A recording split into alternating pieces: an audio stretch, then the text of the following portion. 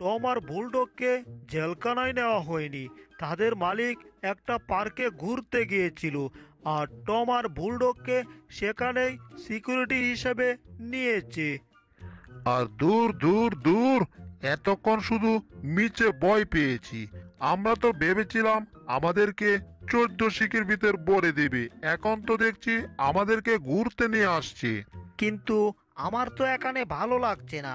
এইসব সবুজ প্রকৃতি আমার একটুও ভালো লাগে না।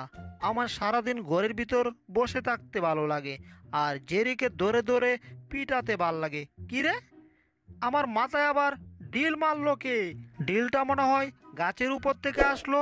বাপরে বাপ, আবার মারলো! বজ্জাত প্রাণীর দল! জেরি হচ্ছে আমাদের বন্ধু, আর বজ্জাত টম আমাদের বন্ধুকে অনেক সময় মেরেছে। আমরা সুযোগ পাচ্ছিলাম না, এবার আমাদের এখানে বজ্জাত টমকে পেয়ে গেছি। এর প্রতিশোধ আমরা নিয়ে নেব, এর মাথা পাঠিয়ে দেব। হো ই আমার মাথায় আবার ডিল মারলো। আমার মাথায় রাগ উঠে গিয়েছে। এদেরকে একটা ব্যবস্থা করতে হবে আমার। এই টম, তোমার উপর আমার অনেক রাগ জমা আছে।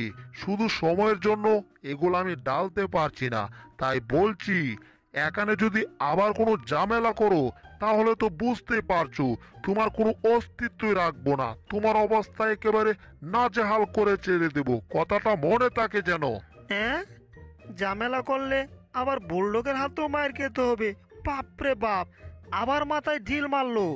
না, আমার রাগের আর কন্ট্রোল করতে পারছি না। এবার একটা ব্যবস্থা করবই। গলা থেকে আগে রশিটা খুলি, তারপর প্রাণীর দোল। আজকে তোদের একদিন